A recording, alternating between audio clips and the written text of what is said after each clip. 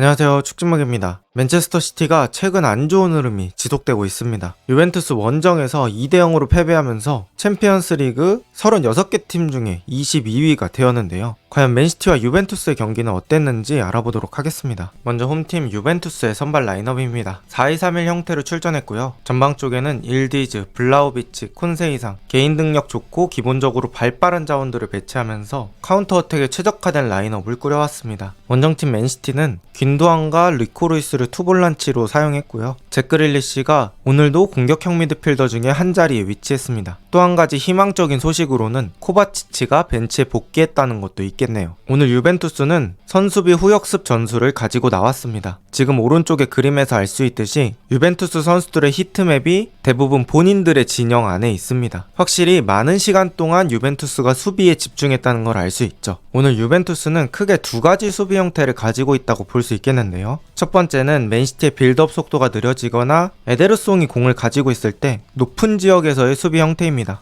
숨도 못 쉴 정도의 높은 템포로 압박을 하지는 않았습니다만 공을 받아줄 수 있는 균도안이나 리코루이스 같은 선수들은 확실히 묶으면서 서서히 조여가는 형태로 수비를 했습니다. 그리고 이런 상황에선 그릴리시가 좀 사이드 쪽으로 빠지면서 이런 압박 상황을 풀어보려고 했죠. 두 번째는 내려앉았을 때의 수비 형태인데요. 하프라인 쪽에서 공을 돌릴 때는 4-5-1 형태로 수비를 하다가 이렇게 유벤투스의 진영으로 가까이 왔을 때는 두 명의 수비형 미드필더 로카텔리와 티람이 맨시티 두 명의 공격형 미드필더 그릴리시와 더브라이너에게 붙어 있었습니다. 그러면서 이 두 명의 공격형 미드필더가 바로 공을 받을 수 없게 만들었고요. 맨시티는 이 핵심 자원들에게 공을 바로 보낼 수 없으니까 공이 조금 바깥에서 돈다는 느낌이 들었죠. 또 맨시티가 어떻게 해서 유벤투스의 하프 스페이스를 공략하는 일이 있더라도 유벤투스의 3선 미드필더들이 홀란드를 자신의 센터백들과 같이 묶으면서 2대1 수비 구조를 계속 만들었습니다. 지금은 센터백 칼룰루 옆에서 홀란드가 잘라먹으려고 하자 수비형 미드필더 튀람이 내려와주면서 공을 막아주고요. 이번엔 안쪽으로 크로스가 올라오자 수비형 미드필더 로카텔리가 센터백 가티와 함께 홀란드를 2대1로 묶습니다. 이렇게 수비형 미드필더들이 한 명씩 내려오면서 센터백과 2대1 협력 구조, 그래서 홀란드에게 공이 도착할 수 있는 경우의 수를 거의 다 차단했고요. 맨시티는 이 공의 도착지가 너무 홀란드에게 집중된 느낌은 있었습니다. 그리고 이런 크로스 방식은 더더욱 유벤투스에게 유리했는데요. 그건 유벤투스의 괴물 같은 수비진의 피지컬 덕분이었습니다. 센터백 칼룰루를 빼고는 대부분이 180 중반이 넘는 신장을 가지고 있으며 피지컬 역시 든든했습니다. 그래서 홀란드를 향한 크로스가 올라오거나 혹은 박스 안에서 공이 떨어져서 피지컬적으로 비비는 일이 있어도 유벤투스는 쉽게 대응을 할 수 있는 그런 스쿼드를 가지고 있었죠. 그나마 맨시티는 이런 수비진을 좌우로 흔드는 방법이 정석적인 대응법이었습니다. 그래서 리코루이스가 왕반대를 시도하는 모습은 있었는데요. 그나마도 이 빈도가 많지 않아서 유벤투스는 많은 달리기를 하지 않고도 수비를 해냈습니다. 그리고 이렇게 전반은 0대0으로 종료됩니다. 그리고 후반전이 되고 맨시티가 유벤투스의 센터백 가티에게 공을 뺏겨서 역습을 당하는 상황이 되었습니다. 그리고 콘세이상은 개인적인 능력으로 맨시티의 수비진을 안쪽으로 다 밀어 넣었습니다. 그리고 여기서 공을 지켜내고 뒤쪽으로 공이 돌아나가게 만듭니다. 그리고 이 공은 돌아서 로카텔리에게 도착하고 로카텔리는 바로 안쪽을 보고 크로스를 넣어줍니다. 여기서 제가 동그라미 친 맨시티의 수비진을 보시면 아까 콘세이상이 안쪽으로 집어넣었던 수비진이 정신없이 대형을 만들려다 보니 유벤투스의 선수들이 없는 곳에 많은 선수들이 분배되어 있습니다. 숫자만 많고 효율성은 떨어진다고 볼 수 있겠죠. 그리고 아까 공을 끄는 김에 올라왔던 가티가 박스 안에 계속 있었고 여기서 로카텔리의 공을 시저스킥으로 슈팅을 해봅니다. 여기서 에데르송이 잘 막아냈지만 이 공이 제대로 클리어되지 않아서 측면 쪽 일디즈에게 향했고 일디즈는 센터백 블라우비치를 보고 크로스를 넣어줍니다. 블라우비치는 여기서 머리로 깔끔하게 마무리. 에데르송이 쳐내려고 했지만 제대로 쳐내지 못하고 이 공이 골라인을 넘으면서 유벤투스가 1대0으로 앞서갑니다. 그런데 이 선제 실점은 맨시티에게 매우 좋지 않은 신호였는데요. 맨시티가 토트넘전 리그컵부터 시작된 안 좋은 흐름에서 가장 최근 팰리스전까지 9경기 동안 먼저 골을 넣고 역전당한 적은 있어도 자신들이 뒤처지고 있는 상황에서 승점을 얻어낸 경기는 딱 한 경기, 크리스탈 팰리스전밖에 없었습니다. 그만큼 맨시티는 뒷심이 부족했고 이번 경기 역시 지난 경기의 흐름들과 다르지 않다면 승점을 얻어내기 매우 어려운 상황이었죠. 맨시티도 기회가 아예 없던 건 아닙니다. 하지만 그때마다 유벤투스의 수비형 미드필더 로카텔리가 센터백들의 공간을 아주 잘 채워줍니다. 지금처럼 도쿠의 컷백을 막는 장면도 있었고 균도안의 슈팅도 몸으로 블락해내면서 박스 안에서 수비형 미드필더가 어떤 식으로 플레이해야 하는지 제대로 보여주는 로카텔리입니다. 그리고 유벤투스는 용병술마저 적중하는데요. 역습 과정에서 교체 투입된 티모시 웨아의 크로스 그리고 맥케니의 멋진 마무리가 이어지면서 유벤투스는 2대0으로 앞서가고 경기는 그대로 종료됩니다. 일단 오늘 경기 승리팀 유벤투스를 칭찬 안 할 수 없을 것 같습니다. 일단 유벤투스는 리그에서 15경기 10실점밖에 하지 않으면서 리그 최소 실점팀입니다. 그리고 가운데 그림에 붉은색으로 표시한 게 처음 6경기에서 단 한 번도 실점하지 않았다는 표시입니다. 그리고 오른쪽 박스에 인테르와의 경기에서 4대4 경기가 있어서 그렇지 그 경기를 제외했을 때는 나머지 14경기에서 6실점밖에 하지 않았습니다. 정말 엄청난 수비력이고요. 수비형 미드필더들이 박스 안쪽에서 수비하는 방식만 봐도 왜 이렇게 실점이 적은지 확인할 수 있었던 경기입니다. 그리고 오늘 경기에서 또 느껴졌던 건 양팀의 교체 타이밍이나 교체 자원 활용 정도입니다. 물론 맨시티가 부상 자원이 많아서 유스 선수들을 벤치에 많이 데리고 온 건 맞습니다. 하지만 펩은 맨시티가 상황이 좋았을 때도 교체를 많이 하지 않는 성향을 보여줬습니다. 하지만 그때는 앞서는 상황이 많았기 때문에 이게 별로 문제가 되지 않았죠. 그런데 지금처럼 지는 경기에서는 지는 팀이 더 적극적으로 액션을 하고 교체를 가져가야 되는데 그런 것들이 약점이 되고 있습니다. 또 홀란드는 현재 박스 안에서 마무리만 하는 역할을 담당하고 있습니다. 이게 맨시티가 지공이 잘 되고 박스 안으로 공을 보내줄 수 있는 상황이 많으면 좋겠지만 그렇지 않은 상황에선 문제가 발생합니다. 홀란드가 뭐 공을 잡아서 못하고 이런 게 아니라 그냥 경기 내에서 없어지는 느낌이 듭니다. 홀란드라는 좋은 스트라이커를 계속해서 마무리 버튼만 누르는 유형의 스트라이커로 사용할지 진지하게 고민을 해봐야 될 때가 아닌가라고 생각합니다. 이런 상황에서 맨시티는 현재 36개 팀 중에 22위에 위치해 있습니다. 24위까지만 플레이오프 진출 자격이 주어지고요. 그 플레이오프 2경기에서 상대보다 나은 성적을 거둬야 16강에 합류할 수 있습니다. 그런데 맨시티가 리그 페이지에서 남은 경기가 2경기, 파리 생제르맹과 클럽 브리에와의 경기입니다. 마지막 경기는 그렇다 치더라도 바로 다음 경기가 파리 원정이라는 게 매우 까다로운 부분입니다. 다행히도 파리와의 경기는 1월 23일로 예정이 되어 있고요. 겨울 이적 시장에서 맨시티가 어떤 영입을 하느냐에 따라서 챔스에서의 성과가 정해질 것 같습니다. 과연 맨시티는 이 위기를 잘 극복할 수 있을까요? 오늘 영상은 여기까지입니다. 좋은 하루 되세요.